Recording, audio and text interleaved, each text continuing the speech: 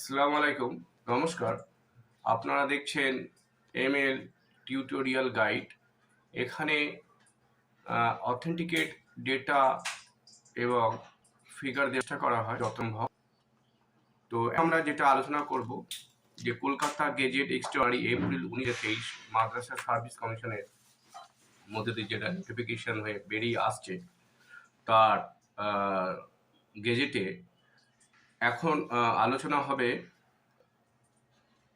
Conduct of state level test chapter 4 page 7 gazette রয়েছে conduct of state level selection test. রাজ্য স্তরে কিভাবে পরীক্ষা করা হবে তার বিশ্লেষণ দেওয়া হয়েছে। এখানে চ্যাপ্টার 6 আর্টিকেল আছে 13 কন্ডাক্ট অফ টেস্ট।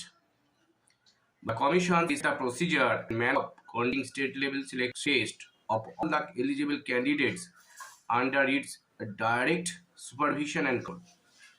বলছে কমিশন সরাসরি কন্ট্রোল করবে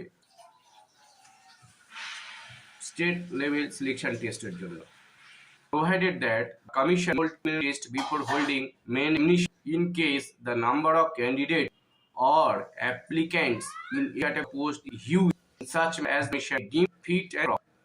বলছে যে মাদ্রাসা সার্ভিস কমিশন প্রতিটা পরীক্ষার আগে, মেন পরীক্ষার আগে প্রিলিমিনারি পরীক্ষা দিতে পারে যদি কমিশন মনে করে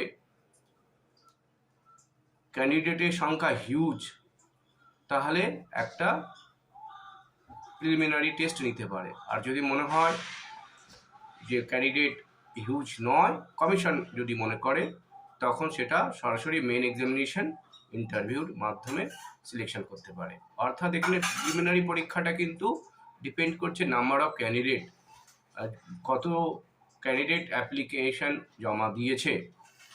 কমিশন যদি মনে করে এটা হিউজ, তখন একটা প্রিলিমিনারি টেস্ট হবে। কমিশন যদি মনে করে এটা হিউজ নয় তাদের কাছে, তখন কিন্তু এটা পরীক্ষা হবে সরাসরি মেন পরীক্ষা হবে। মেন পরীক্ষার পর ইন্টারভিউ, তারপর প্যানেল বেরোবে।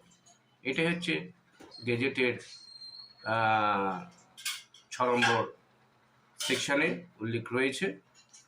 অর্থাৎ যারা যারা মনে করছেন যে মেন পরীক্ষা এবং প্রিলিমিনারি পরীক্ষা হবে কিনা সমস্ত পরীক্ষার আগে, এটা ডিপেন্ড করছে কমিশন যদি মনে করে এটা হিউজ নাম্বার অফ ক্যান্ডিডেট তারা অ্যাপ্লাই করেছে, তখন তারা প্রিলিমিনারি পরীক্ষা নেবে। আর কমিশন যদি মনে করে না এটা হিউজ পরিমাণে নয়, তখন তারা মেন পরীক্ষা নেবে।